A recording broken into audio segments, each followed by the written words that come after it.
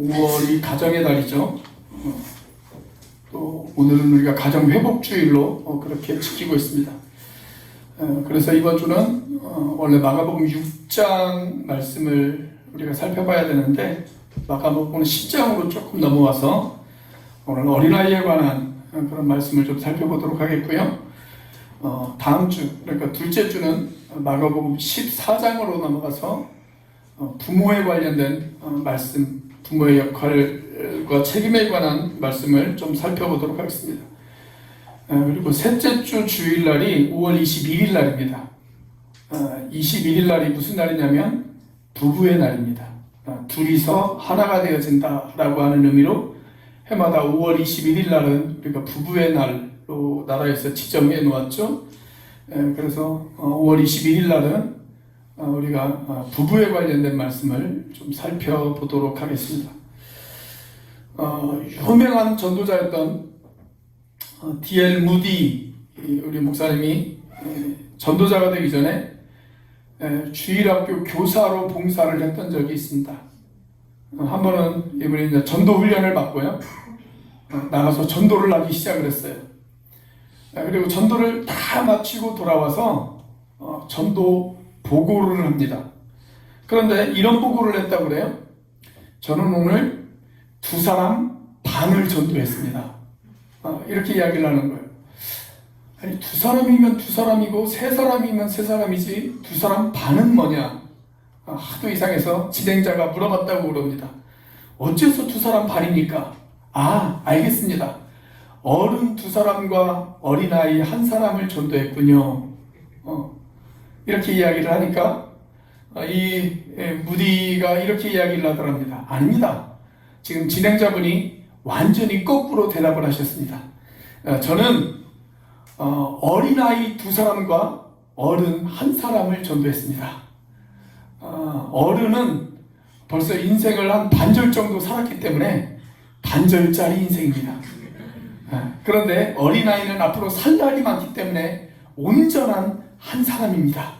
그래서 2사람 반입니다. 이렇게 이야기를 하더랍니다. 오늘 본문에는 우리가 너무나도 잘 알고 있는 예수님의 말씀이 소개가 되어지고 있죠. 15절 말씀입니다. 자, 같이 한번 읽어보겠습니다. 시작.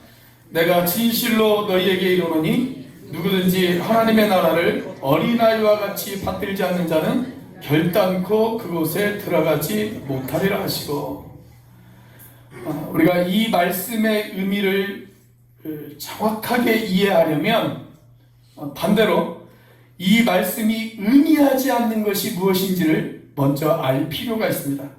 자, 이 말씀이 의미하지 않는 것, 첫째는 이 말씀은 어린아이들이 무조건 천국에 들어갈 수 있다라는 것을 의미하는 것이 아닙니다.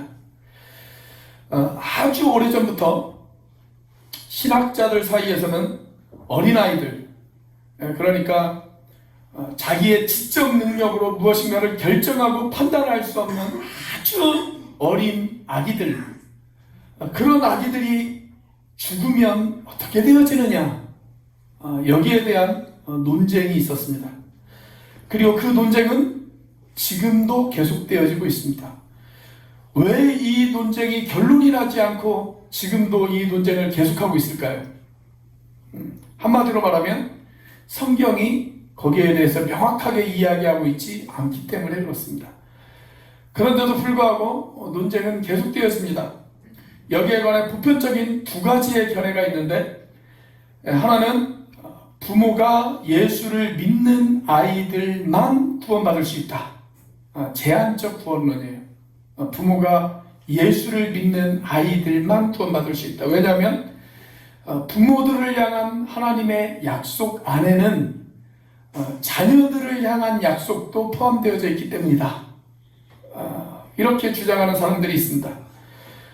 이런 입장을 가리켜서 우리가 언약신학이다, 그렇게 이야기를 합니다. 그런가 하면 또 어떤 사람들은 아니다. 하나님은 사랑의 하나님이시고 긍휼의 하나님이시기 때문에 아직 스스로 무엇인가를 결정할 수 없는 그런 미성숙한 아이들이라고 한다면 그들이 세상을 떠났을 때 하나님께서 당연히 그들을 구원해 주실 것이다. 그래서 아주 어린 아기들, 그런 아기들은 모두가 다 구원받을 수 있다. 이렇게 이야기하는 사람들도 꽤 많이 있습니다. 정답이 무엇일까요? 제가 정답을 말씀드리겠습니다.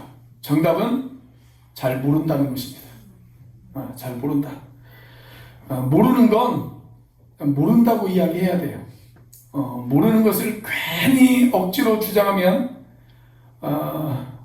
잘못하면 이단에 빠질 수가 있습니다. 여러분, 성경이 여기에 대해서 명확하게 이야기하고 있지 않아요.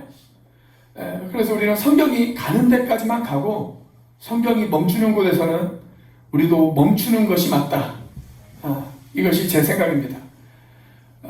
구원에 관련된 건 하나님의 전적인 주권 아래 있는 것이기 때문에 그건 하나님이 알아서 할 일입니다. 단지 제가 드릴 수 있는 말은 우리가 아이들이 태어났을 때 그 아이의 구원을 위해서 부모가 부지런히 기도하고 그리고 되도록이면 일찍 그 아이가 구원을 경험할 수 있도록 부모가 열심히 가르치고 도와주는 것, 그것이 부모의 역할입니다. 그것이 부모의 역할이고 그게 부모의 책임입니다. 그리고 그게 우리가 해야 할 일입니다. 자, 몇 살쯤 되면 아이가 구원을 받을 수가 있을까요? 자, 여기에 대해서도 잘 모릅니다. 성경이 여기에 대해서도 분명히 이야기하고 있지 않습니다. 우리 침례교단 같은 경우에는 유아 침례나 유아 세례를 주지를 않습니다. 왜냐하면 자기의 신앙 고백이 없기 때문에 그렇습니다. 아직 말도 하지 않는 아이들이 어떻게 자기의 신앙을 고백할 수가 있겠어요? 그래서 신앙 고백을 하지 않는 그런 아기들은 우리가 유아 침례나 유아 세례를 주지 않습니다. 그래서 우리는 유아 침례나 유아 세례가 없죠. 우리 교단은. 또 저는 개인적으로 고등학교 이전의 학생들, 사춘기가 끝나기 이전의 학생들에게는 가급적으로 침례를 주지 않는 편을 선호합니다. 제 개인적인 목회 철학입니다. 물론 우리 교단의 철학도 아니고 제 개인적인 목회의 철학이에요. 왜냐하면 아이들의 경우 자기의 신앙 고백이 부모에 의해서 학습된 신앙 또는 교회에 의해서 학습된 신앙의 고백일 때가 가끔 있기 때문에 그렇습니다. 그래서 가슴에서 나온 신앙 고백이 아니고 머리에서 나온 신앙 고백일 때가 있어요. 그렇기 때문에 사춘기가 끝나고 정말 자신의 의지로 그리고 자신의 믿음으로 신앙을 고백한 그런 아이들에게 침례를 주는 것을 저는 개인적으로 선호하는 편입니다. 그러나 그렇다고 해서 아이들이 신앙 고백이 없다라고 이야기하는 것은 아닙니다. 얼마든지 아이들도 신앙을 고백할 수가 있습니다. 초등학생 아이들도 또 사춘기 이전의 아이들도 얼마든지 신앙을 가질 수가 있고 그 신앙을 고백할 수가 있습니다. 단지 그것이 객관적으로 검증되어질 때까지 좀 우리가 시간을 가지고 지켜보자 라고 하는 것이 제 입장입니다. 자, 또 본문이 의미하지 않는 것. 둘째는 어린아이들을 과잉보호하거나 아니면 반대로 아이들을 담임하는 것, 그것을 지지하는 말씀도 아닙니다. 어떤 교회에서 아이들이 예배 시간에 막 예배당을 뛰어다니는 아이들이 있어요. 예배 시간에. 그리고 막 소리를 질러요. 그러면 어른들이 그 아이들을 좀 절제를 시키죠. 그리고 부모에게 이야기를 합니다. 다른 사람들이 편안하게 예배 드릴 수 있도록 아이를 좀 잘 좀 챙겨주세요. 이렇게 부탁을 하죠. 그럴 때 아주 가끔 이런 부모들이 등장을 합니다. 아니, 집사님은 성경도 모르십니까? 성경에 오늘 본문 말씀에도 보면 그런 말씀이 나오는데 성경에 아이들이 예수님 앞에 나왔을 때 제자들이 그것을 막았잖아요. 그때 예수님이 제자들을 꾸짖으면서 뭐라고 이야기하셨습니까? 어린아이들이 내게 오는 것을 금하지 말라. 이렇게 말씀하지 않았습니까? 그 성경 말씀도 모르십니까? 이렇게 이야기하는 부모들도 있습니다. 저는 저에게 얼마든지 그렇게 따져도 좋으니까 예배 시간에 그렇게 뛰어노는 아이들이 좀 있었으면 좋겠습니다. 우리 교회는 아이들이 너무 없어요. 그런 아이들이 좀 있었으면 좋겠어요. 예배 시간에 뛰어놀아도 좋으니까 그런 아이들이 좀 있었으면, 예배 시간에 아이들 우는 소리를 좀 듣고 싶습니다. 그래서 아이들 위해서 교회에다 당구대도 갖다 놓고 라면 끓이는 기계도 갖다 놓았는데 이제 아이들만 있으면 됩니다. 아이들만 있으면 돼요. 그 어린이라고 하는 말을 처음으로 사용하신 분이 소파 방정환 선생님이시죠. 어린이라고 하는 말의 뜻은 어떤 뜻을 가지고 있냐면 어리신 분이라는 뜻을 가지고 있습니다. 어리신 분. 그러니까 어른인 분 못지않게 어리신 분들도 마땅히 존중받아야 된다. 그런 의미로 어린이라고 하는 말을 소파 방정환 선생님이 처음으로 사용했어요. 그 이전에는 어린이라고 하는 말이 없었습니다. 근데 어린 아이들도 똑같이 존중받아야 된다라고 하는 그 말이 어린 아이들을 아무렇게나 내버려둬도 된다, 그런 이야기는 아닙니다. 잘 가르치고 옳은 길을 갈 수 있도록 부모들이 잘 도와줘야 됩니다. 자, 그렇다면 본문이 의미하는 것이 무엇일까요? 저는 본문을 제대로 이해하려면 열쇠가 되는 두 가지의 단어를 우리가 이해해야 된다라고 생각이 되어집니다. 첫 번째 단어는 하나님의 나라라고 하는 단어이고, 두 번째 단어는 어린아이와 같이라고 하는 단어입니다. 자, 이 두 단어가 본문을 이해하는 열쇠라고 그렇게 우리가 이야기할 수가 있어요. 자, 이 두 단어를 염두에 두고 우리가 15절을 다시 한번 읽어보도록 하겠습니다. 자, 15절 다시 읽습니다. 시작. 내가 진실로 너희에게 이르노니 누구든지 하나님의 나라를 어린아이와 같이 받지 않으면 결단코 그곳에 들어가지 못할 것이고. 자, 우리가 하나님 나라에 어떻게 들어갈 수가 있어요? 어린아이와 같아야 들어갈 수가 있다, 그렇게 기록이 되어져 있어요. 어린아이가 다 들어간다는 얘기가 아니에요. 어린아이와 같이 되어야 천국에 들어갈 수 있다, 그렇게 예수님께서 말씀하셨습니다. 자, 그러면 저와 여러분이 천국에 어떻게 갈 수가 있습니까? 이 문제에 대해서 그 교회가 아주 정상적인 교회라면 교파와 교단을 초월해서 두 가지를 강조합니다. 하나는 회심의 사건이 있어야 되고, 다른 하나는 믿음의 사건이 있어야 합니다. 회심이 먼저 일어나고 그 다음에 믿음이 따라옵니다. 성경을 보면 항상 회개가 먼저 나와요. 그래서 회개하고 복음을 믿으라, 이렇게 되어 있습니다. 이 순서가 바뀌지 않아요. 회심이 먼저 일어나고 그 다음에 믿음의 사건이 그 뒤에 따라옵니다. 물론 어떤 사람은 거의 동시에 찾아오는 사람이 있습니다. 그래서 구분을 못하는 경우가 있어요. 거의 동시에 찾아오기 때문에 구분을 못하는 경우가 있습니다. 그러나 엄격히 시간적으로 우리가 구분을 한다면 회심의 사건이 먼저 일어나고 그 다음에 믿음의 사건이 일어납니다. 여러분, 천국에 갈 수 있는 다른 방법은 없습니다. 회개하고 복음을 믿는 것입니다. 그거 외에 천국에 갈 수 있는 다른 방법이 없어요. 자, 그런데 누가 회개할 수 있느냐? 그리고 누가 복음을 믿을 수가 있느냐? 그것은 어린아이와 같은 자세를 가진 사람이다 라는 것입니다. 자, 먼저 회개의 경우를 우리가 한번 생각을 해보도록 하겠습니다. 여러분, 어린아이들이 잘 회개할까요? 아니면 어른들이 잘 회개할까요? 이미 정답은 나와 있지 않습니까? 어린아이들이 잘 회개합니까? 어른들이 잘 회개합니까? 어린아이들이 잘 회개하죠. 어린아이들이 잘 회개해요. 어른이 되면 자기 나름대로의 어떤 경험을 통해서 인생을 바라보는 시각이 이미 굳어져 버려요. 예. 그래서 어떤 일정한 나이가 지나고 나면 아무리 설명을 해도 자기의 생각을 쉽게 바꾸려고 하지를 않습니다. 그래서 나이가 많은 사람들을 가르치는 것이 너무 힘들어요. 너무 힘들어요. 불가능한 것은 아닙니다. 하지만 힘들어요.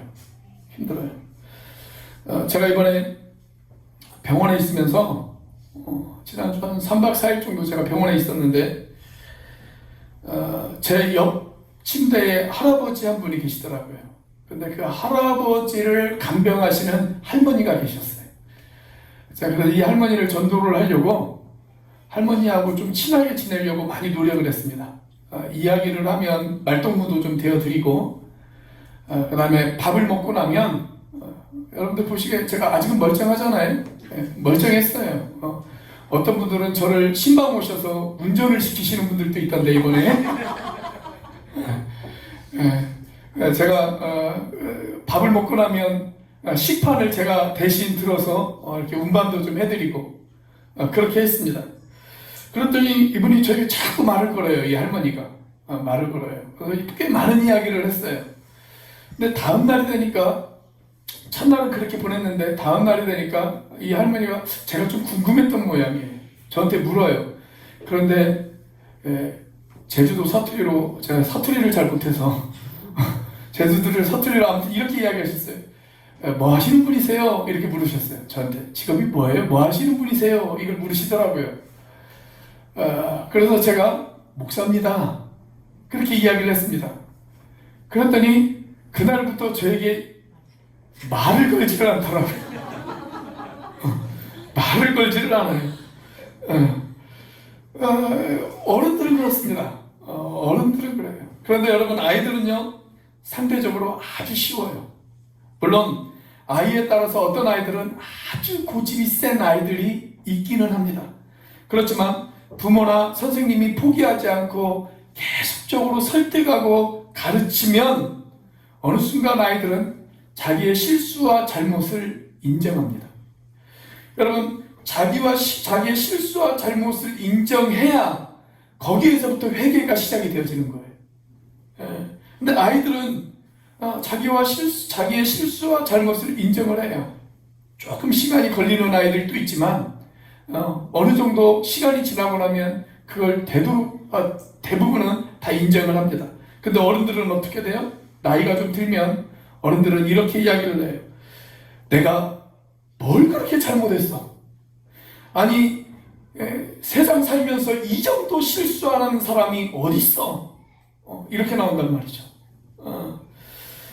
저희 쌍둥이들이 아주 어렸을 때 초등학교 들어가기 이전에 둘이 막 싸워요. 그러면 제가 혼을 냅니다. 싸우면 돼, 안 돼? 그렇게 혼을 내요. 그럼 이 녀석들이 울면서 안 돼! 막 그렇게 이야기를 해요. 안 돼! 그러면 제가 다시 서로 사과해. 그렇게 이야기합니다. 그럼 한 녀석이 울면서 미안해. 그래요. 그럼 다른 녀석도 나도 미안해. 그리고 사과를 한단 말이죠. 사과를 해요. 자, 근데 이 녀석들이 이제 초등학교 들어갈 나이 정도 되어졌을 때는 어떤 반응을 보였을까요? 서로 사과해. 그러면 사과하기는 해요. 근데 서로 얼굴도 바라보지 않아요. 그리고 아주 작은 소리로 미안해. 이렇게 사과를 합니다. 자, 중학교 들어갈 나이 정도 되어졌을 때 이 녀석들이 어떤 반응을 보일까요? 사과해. 그러면 뭐라고 하는지 아십니까? 내가 왜? 싫어. 그렇게 이야기를 합니다. 그러니까 여러분 나이가 들면 회개하기가 상당히 어려워져요. 상당히 어려워져요. 그래서 우리의 자녀들이 되도록 나이가 많이 들어서 복음을 전하기가 어렵습니다. 되도록이면 어렸을 때 아직 우리가 통제 가능할 때 그때 아이들을 가르치고 신앙을 교육시키는 것이 그래서 중요한 거예요. 여러분 우리가 언제 회개해야 될까요? 저와 여러분들이 언제 회개해야 될까요? 바로 오늘입니다. 오늘.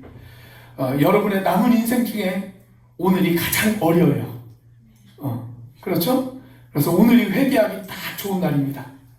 우리 서로 앞뒤 좌우에 있는 분들 바라보면서 한번 인사해 보겠습니다.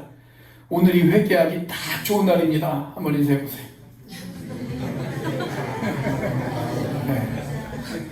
시간이 더 흐르면 어려워질 수가 있습니다. 누군가 여러분들의 잘못을 지적했거든. 그리고 성경을 읽다가 말씀을 듣다가 나의 실수와 잘못이 떠오르거든.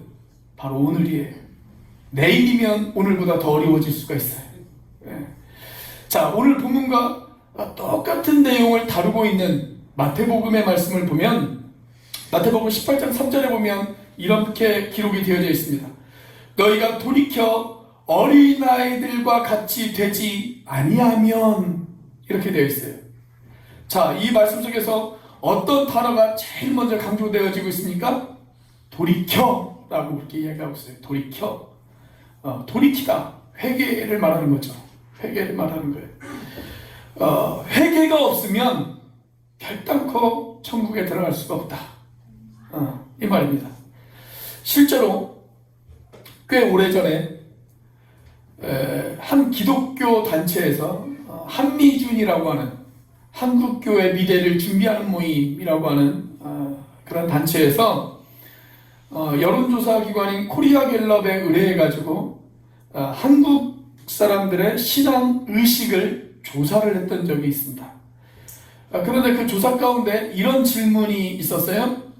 당신은 언제 예수님을 영접했습니까? 이 질문에 대해 질문이 있었어요. 자, 답변을 보면 우선 9세 미만이 5.3%입니다. 10살이 되기 전에 9세 미만의 아이들이 5.3%. 근데 저는 이것도 좀 과장되었다고 생각합니다. 어떤 사람들은 자기가 처음 교회에 출석한 것을 예수님 영접한 것으로 그렇게 오해하는 그런 사람들도 있어요.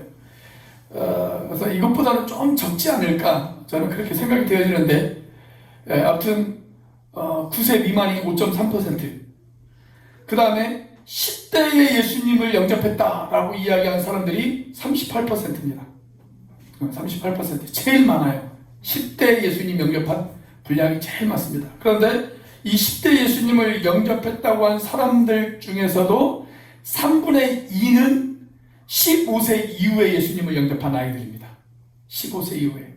그러니까 중학교 한 3학년부터 고등학교, 대학교 들어가기 전까지 이때 예수님을 영접한 학생들이 제일 많아요.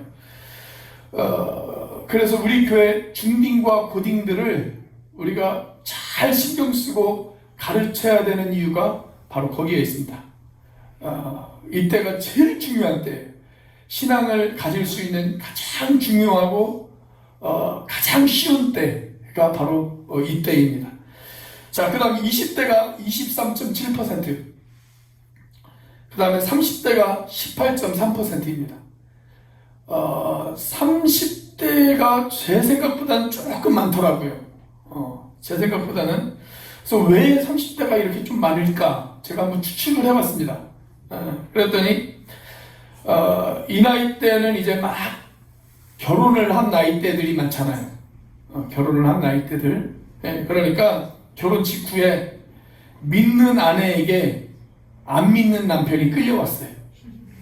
또는 그 반대로 믿는 남편에게 안 믿는 아내가 끌려온 경우. 그래서 예수님을 영접하게 되어진 어떤 계기들이 이때 좀 많은 것 같아요. 그래서 이때가 한 18.3%. 자, 40대부터 죽을 때까지, 40대부터 한 100살까지, 아주 연령폭이 넓어요, 여기는. 그때는 몇 프로나 되어질까요? 14.6%밖에 안 됩니다. 14.6%. 그러니까 그 얘기는 사람이 40세가 넘으면 전도하기가 무지 어렵다. 그 이야기입니다. 우리 한번 조사를 해볼까요? 내가 40살 넘어서 예수님을 영접했다. 그런 분들 한번 손 들어보세요. 내가 40살 넘어서, 이분 부끄러운 분이 아니에요. 한번 손 들어보세요. 대단하신 분들입니다. 이분들은 대단하신 분들. 이분들이 예수를 믿은 건 위대한 기적입니다. 40대 넘어서 예수님을 영접했다. 이건 대단하신 분들이에요. 아주 인생에 대단한 결단과 각오를 하신 분들입니다. 이분들은 박수로 격려해 주셔야 돼요. 자, 이분들 위해서 박수.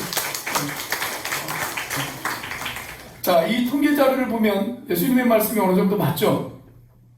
어른보다는 누가 더 예수 믿기가 쉬워요? 어린아이가 예수 믿기 쉬워요. 어린아이 같은 마음을 가진 사람들. 예. 어린아이 같은 마음을 갖는다는 것이 무슨 말일까요? 누군가 나에게 죄에 대해서 지적했을 때, 성경이 나에게 죄에 대해서 지적했을 때 그것을 인정하고 받아들이는 사람. 받아들이는 사람. 바로 그 사람이에요. 여러분, 어떤 사람이 하나님 앞에 쓰임받을 수가 있느냐? 내가 잘못을 했을 때 누군가 나에게 그거에 대해서 지적해요. 야, 너 거기에 대해서 그렇게 살면 안 되지 않아? 믿음의 사람이 그렇게 살면 안 되지 않겠어? 또는 말씀을 통해서, 또 성경을 통해서 말씀을 묵상하면서 기도하면서 나의 어떤 죄가 떠올랐어요. 그때 그것을 솔직하게 인정하는 사람, 그 인정이 빠른 사람, 여러분, 그 사람이 어린아이와 같은 사람입니다. 여러분, 저는 저와 여러분이 이렇게 회개할 수 있는 마음이 되어지는 사람, 그런 사람이 되어지시기를 주님의 이름으로 축원합니다. 자, 먼저 우리가 회개의 경우를 생각했고, 이번에는 믿음의 경우를 우리가 한번 생각해 보도록 하겠습니다. 믿음의 경우도 마찬가지예요. 여러분, 누가 잘 믿을까요? 어린아이가 잘 믿을까요? 아니면 어른이 더 잘 믿을까요? 우리가 누군가를 처음 만났습니다. 그런데 그 사람이 나에게 너무 잘해줘요. 필요 이상으로 나에게 잘해줘요. 자, 그때 여러분들 그 사람을 어떤 마음으로 여러분들 다가가세요? 정말 그 사람을 향해서 마음을 활짝 연 그런 마음으로 그 사람을 대하십니까? 아니면 한번 째려보고 저 사람이 나한테 왜 저렇게 잘해주나? 혹시 신천지 아닌가? 이렇게 그 사람을 의심하고 수상한 눈으로 바라보는 일들이 많습니까? 1번입니까? 2번입니까? 2번이 아무래도 많죠. 2번이 일단은 한번 의심하고 보잖아요. 나에게 너무 잘해주면 나에게 뭔가 팔려고 하나? 뭐 그렇게 의심할 때가 참 많아요. 그게 나이가 들었다는 증거입니다. 그런데 여러분, 아이들의 경우는 어때요? 아이들의 경우는 아무래도 어른들보다는 사람들을 쉽게 믿어요. 쉽게 믿습니다. 그리고 처음 만나는 사람에게도 아주 쉽게 다가갑니다. 그래서 어린아이들은 유괴를 당하는 일도 많잖아요. 그런데 요즘은 사회가 어떻게 되어졌는지 아이들도 쉽게 믿으려고 하는 그런 일들이 좀 덜한 것 같아요. 제가 며칠 전에 그 가정교회 하시는 목사님들하고 같이 교제를 좀 나누었습니다. 같이 교제를 나누는데 저 연동 서북교회 이상석 목사님께서 이런 이야기를 하시더라고요. 그 교회 바로 앞이 초등학교 정문이에요. 주차장 바로 앞이. 아마 제가 서 있는 여기에서 저 방송실 정도밖에 떨어지지 않았습니다. 정문이, 초등학교 정문이 바로 그 앞이에요. 그런데 이제 그래서 교회 주차장에서 아이들을 대상으로 떡볶이 전도를 했다고 그래요. 떡볶이를 만들어 놓고 아이들에게 떡볶이를 나눠주는 거예요. 그래서 전도를 하는 겁니다. 그런데 어떤 한 아이가 이 목사님에게 이렇게 질문을 던지더래요. 아저씨, 이 떡볶이에 마약 들어간 거 아니죠? 그렇게 묻더래요. 안 그래도 요즘 아이들 전도하기가 엄청 어려운데 서울에서 일어나는 그 마약 요구르트 있잖아요. 그 사건 때문에 이제 아이들마저도 그런 걸 의심하는 그런 시대가 되어져 버렸어요. 그래서 이 목사님이 먼저 하나를 이쑤시개로 톡 찍어가지고 자기가 먼저 먹었대요. 그리고 나도 먹었어. 괜찮지? 그러면서 그 아이들에게 줬더니 아이가 잘 먹더랍니다. 잘 먹더래요. 아무튼 아이들은 단순해요. 단순합니다. 그리고 쉽게 믿어요. 이게 어린아이들의 특징입니다. 오늘 본문 15절 말씀을 다시 보면 어린아이와 같이 받들지 않는 자라고 하는 표현이 등장합니다. 어린아이와 같이 받들지 않는 자. 이 받들다라는 것이 도대체 무슨 말이냐? 받들다. 이 단어를 제가 성경에서 찾아보니까 헬라어로 넥세타이라고 하는 단어를 사용했어요. 무슨 뜻이냐면 받아들인다라고 하는 뜻입니다. 이렇게 받드는 것이 아니고 받아들이는 것, 받아들이는 것, 그것을 뜻해요. 그러니까 하나님의 나라는 어린 아이처럼 받아들이는 사람, 어떤 진리에 대해서 받아들이는 사람, 그 사람의 것이다 라고 하는 것입니다. 여러분, 믿음은 받아들이는 것입니다.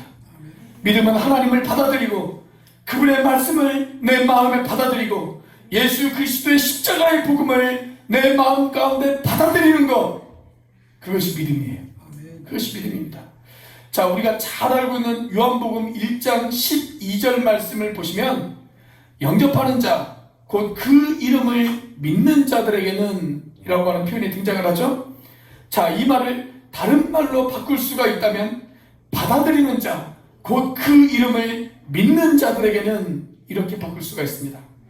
여러분, 받아들이는 자에게는 어떤 권세를 주셨다고요? 하나님의 자녀가 되어지는 권세를 주셨다. 여러분, 내가 예수님을 믿는다라고 하는 것은 교회에 왔다 갔다 하는 것이 믿는다라고 하는 말이 아닙니다. 내가 예수님을 믿는다라고 하는 것은 예수 그리스도를 내 인생의 주인으로 받아들이는 것, 그분을 나를 구원하실 수 있는 구원자로 받아들이는 것, 그것이 예수 그리스도를 믿는다라고 하는 말입니다. 여러분, 받아들임이 없으면 교회 생활은 할 수가 있어요. 그렇지만 신앙 생활은 할 수가 없습니다.